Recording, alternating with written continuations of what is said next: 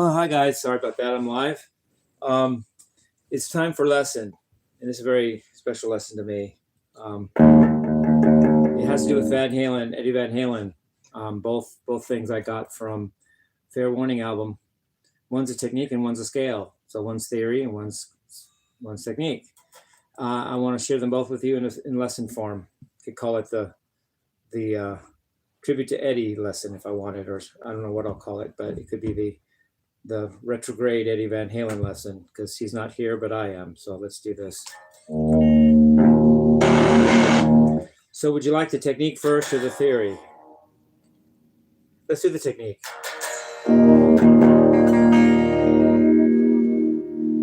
So the technique came from when I saw a video where Joe Satriani showed how Eddie does the introduction to Mean Street. And for some reason, when Joe did it, I got it in my head, and now I can do it. But Joe doesn't do it right, but he got me started. So I do it right, and then Joe helped inspire me to think that I could learn it, and now I do it right, and I know it. Even though Joe doesn't do it right, he inspired me to know that I could do it and try, and now I can't. So let's do this.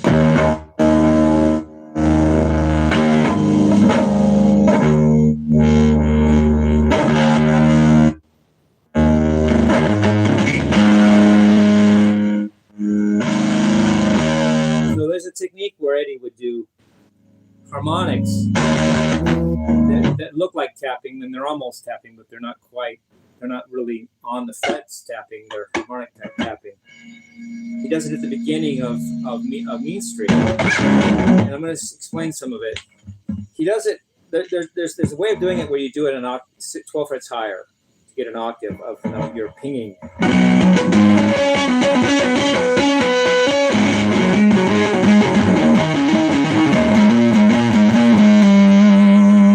12 frets higher on each note.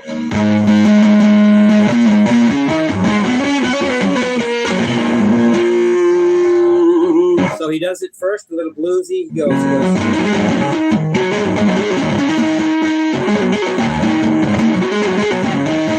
With 4 times of that, it's on octaves, and it's in A pentatonic, A minor pentatonic.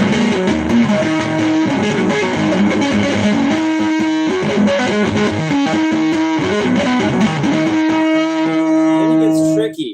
He does something that is really deceptively simple, but it's not simple because it's deceptive. He does a harmonic on just one note. He holds the 7th fret seventh fret of the D string, which is an A note if you fret it, and he does like a arpeggio.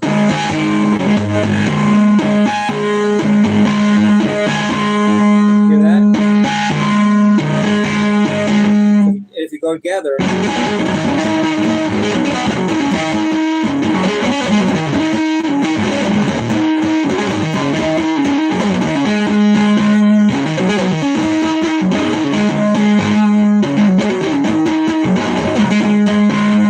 I'm still getting better at it, but the gist of it is there.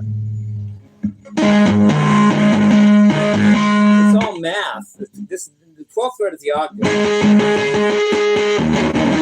The 7th fret above would be actually a third. Wait, let me get that right. A third of the length of the string from beginning to end. The 7th fret, so that would be 14th fret, is the perfect 5th above the note you're fretting. So that would be, if the note's an A, that note would be an E note. That's an E note. It's the perfect 5th above the A that you're fretting on the 7th fret of the D string. That's a third length of the string, because a third of the length, or 3 times the frequency, is a perfect 5th, or a perfect 5th in an octave. But what's the difference? It really is technically a perfect 5th in an octave, but you still get a perfect 5th. Then you go to the 5th fret above it, the note you're fretting, and that gives you a double octave. It's an octave above the octave. It's the double octave. That's an A. So it's 5th above, which is E. Octave octave above, which is an A. And then he gets really tricky and gets a major third by hitting 4 frets above it. That's a C sharp. It's technically 2 octaves in a major third. It's a fifth of the length of the string, which is a major third. So it's a second inversion of an A major triad, all on one string tapping. Not hammering on the fret, just above the frets on the string. So you got E, A, and C sharp. It's like this. So if you do it again.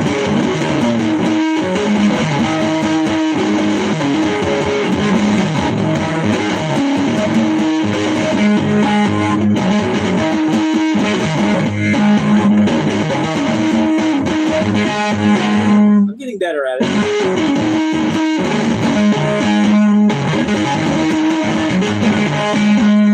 Works better with my middle finger for some reason.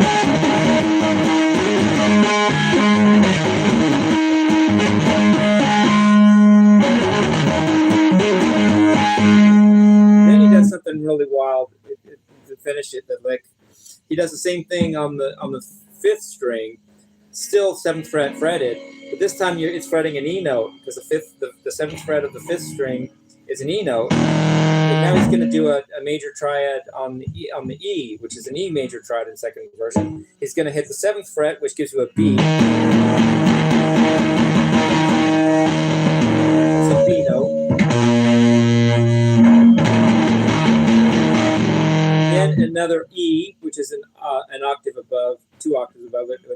It's an octave above the E. That's an E note. And then he does a major third above the E by hitting 4 frets higher, which would be the 11th fret in this case. That would give you a G sharp. Then he climbs back up to the octave again, 5th fret, which is another E, and then back up to the 7th fret above, which is a B. So he goes. It's beautiful.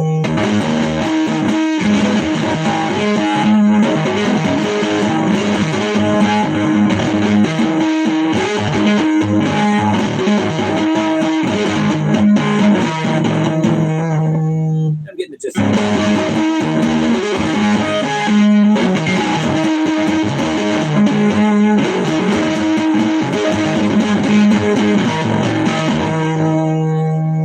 Then he's only got one little thing to do left. He does a little thing on the 3rd and 4th strings, octave-wise.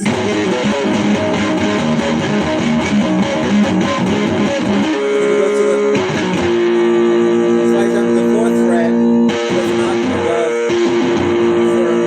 what turns out to be a B power chord, which is a B and a F sharp. That's the harmonics, the feedback range. Goes into the song. How does the song even go? Let's see, it's called Mean Street.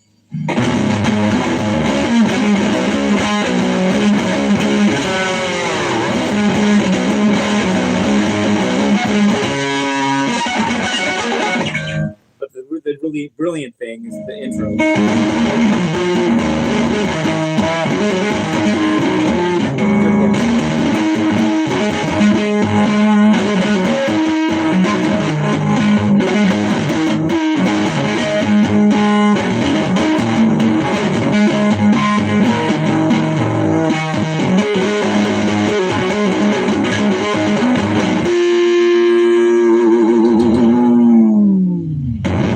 That's my new technique. Well, it's not my technique, but I'm doing it.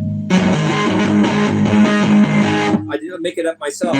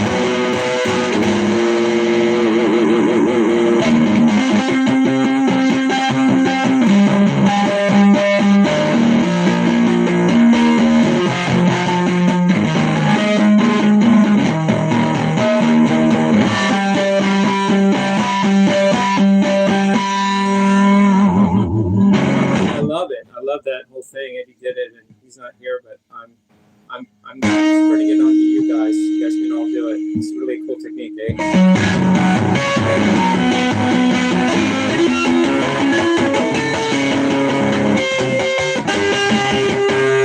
Higher strings are harder.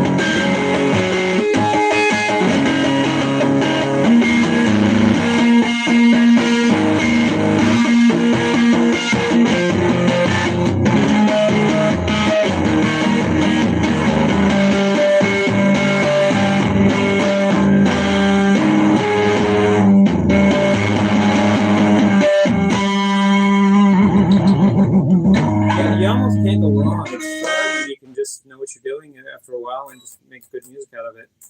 So I love you, Eddie, for bringing that to the world. I'm just carrying it on. That was the technique that's different in Fair Warning so far for me. That's from Mean Street. But then there's a scale. This is theory now. It's technique too, because you've got to play the scale, but it's a theory insight. Okay, put your thinking hats on. This is an idea that only Paul Gilbert and I had thought of, that, to my knowledge, and I was going to let it go because it's a weird thing. And Paul thought of it on a construction video. I'd already thought of it, but reconfirmed when Paul thought of it. But I was going to let it go as a fluke. But Eddie does it on the first solo to So This Is Love. Let's dig right in.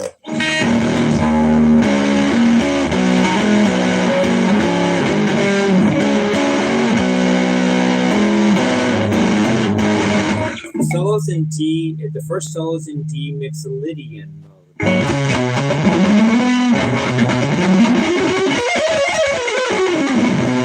Nothing special about D Mixolydian. But hold your breath. It's going to get worse. The D Mixolydian scale, it can be expressed as a D major pentatonic scale, which can be expressed as a B minor pentatonic scale,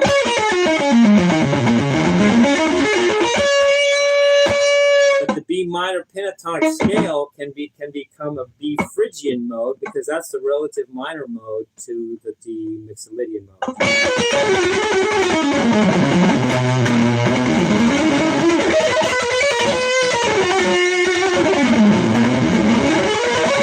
So he's playing B Phrygian, but based on the B minor pentatonic, but the B Phrygian is the relative minor mode to the D Mixolydian, which he's really in. But then the final tidbit is you play the flat 5 of the B minor pentatonic scale as if you're playing a B blues scale, so it becomes what I'm going to call the Phrygian blues scale. Paul thought of it, didn't call it that. I thought of it, called it that. I was going to let it go, but Eddie did it, so it's a thing. You have to add a flat 5 to it now. So adding the flat 5 makes it, first of all, into a B, from a B minor pentatonic to a B blues scale. Let's play B minor pentatonic. Now B blues. Now add the flat 9 and the flat 6 that make it a B Phrygian, but now it's going to be a Phrygian blues scale. It's going to be B Phrygian blues scale.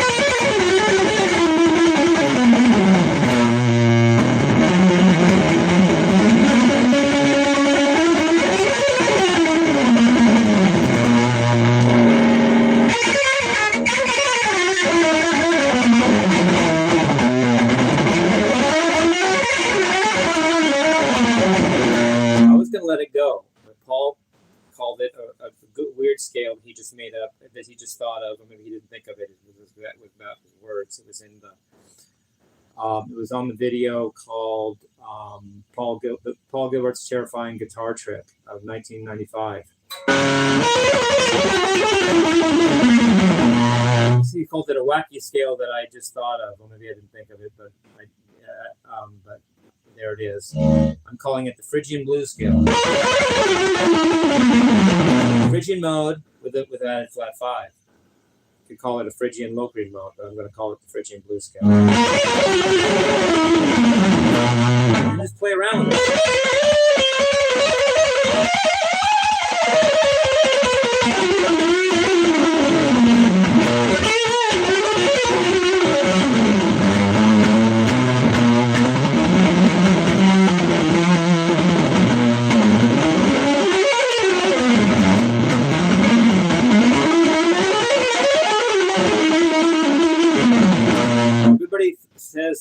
said for 44 years or 45 years that Eddie Van Halen played great solos on this album. Well, this is some of the secret of it.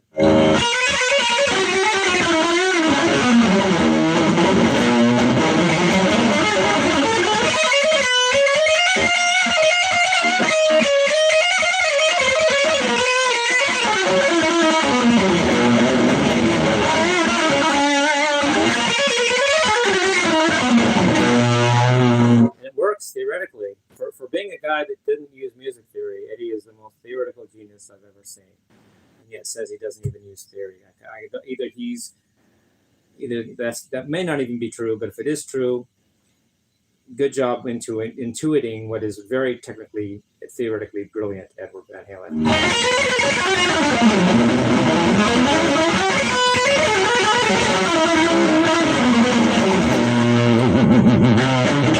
And then for the next second solo, it's in the same song, so it's the same idea for the second solo, but it's different. He now uses D Dorian mode for the second scale. For the second solo. But let's do that. First, there's D Dorian mode. First is D minor pentatonic.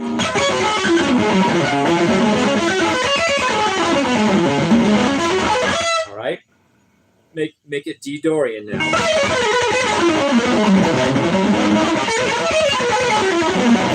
Add the flat 5 to make it a D Dorian blues scale. So you're going to start and make it D minor pentatonic start,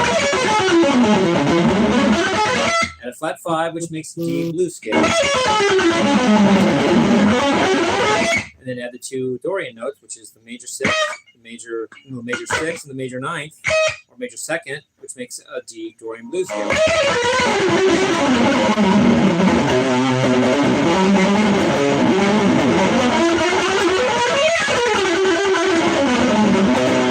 Called the Dorian blues scale. It's been called that by Steve Vai, so I didn't invent the term. I did not invent the term. Steve Vai calls it the Dorian blues scale appropriately.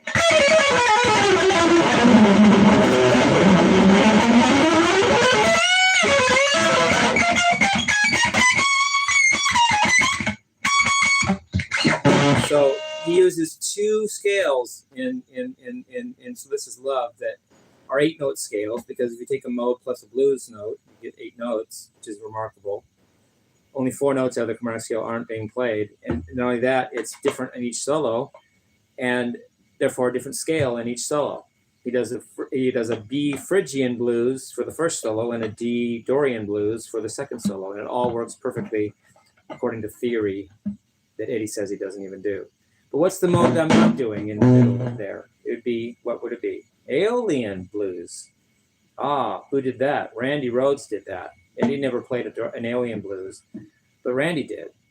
Randy Rhoads did. So I'm going to document that while I'm at it. There's 3 minor modes: Aeolian, Phrygian, and Dorian. They can all be added. You can add a flat 5 to any of them, making in turn Aeolian blues if you add a flat 5 to Aeolian mode, Dorian blues if you add a flat 5 to a Dorian mode, and Phrygian blues if you add a flat 5 to the Phrygian mode.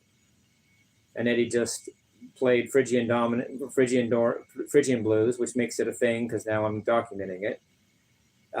He also plays the Dorian blues in the song, which has been documented by Steve Vai, and Randy did something called that I'm calling the Aeolian blues. He didn't even call it that, but I'm calling it the Aeolian blues. Let's work on some of that. So there's like a thing called a crazy train.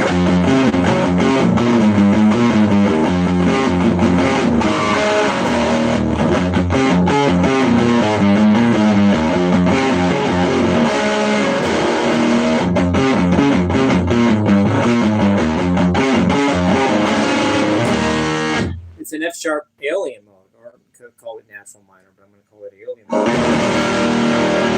So in one of the solos, he goes.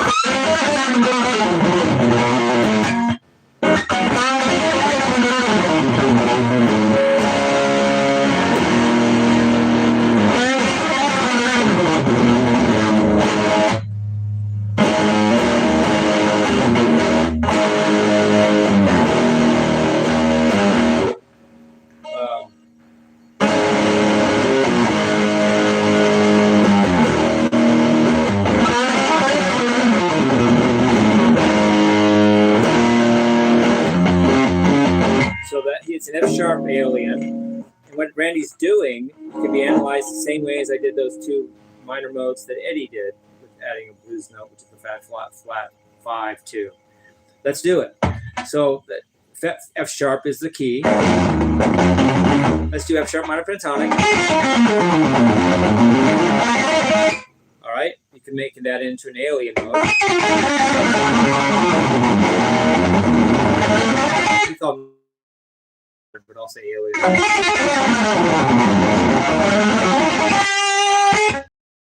They can add a flat 5 to that, which would be make it an Aeolian blues mode. Let's start back. Let's do F-sharp minor pentatonic. Add the flat 5, which will make it an F-sharp blues scale. Add the major second or major ninth, and minor 6 to make it an Aeolian blues scale.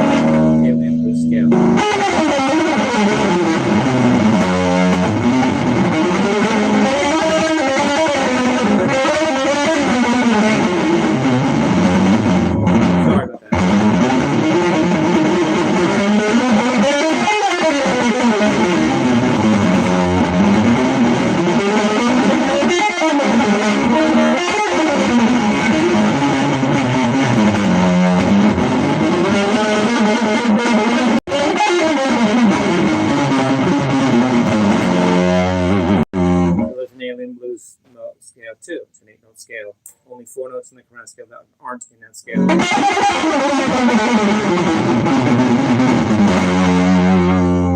you have it. Eddie finally documented with Eddie and Paul and me. Eddie finally made the Phrygian blues scale a thing now.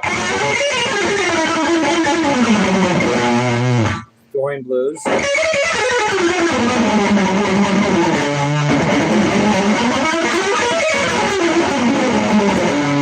Aeolian blues by Randy.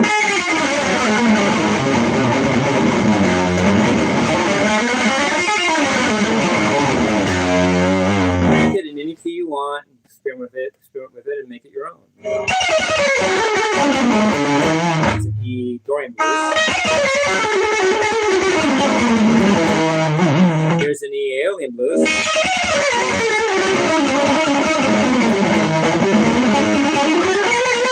I agree.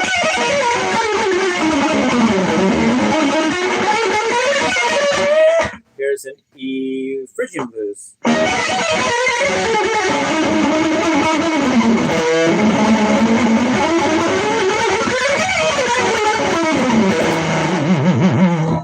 All 3 minor modes, just add a flat 5, becomes that minor mode blues. Dorian blues.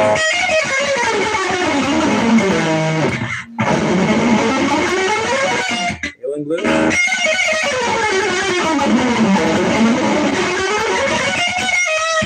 And Phrygian blues.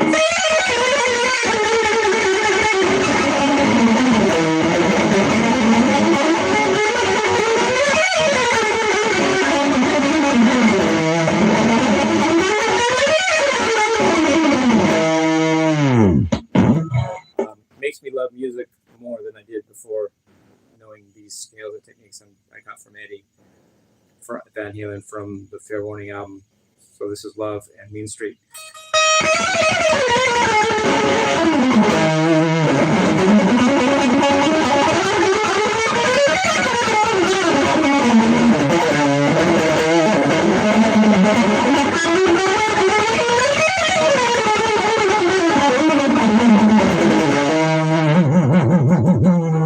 If you don't love that, you're dead.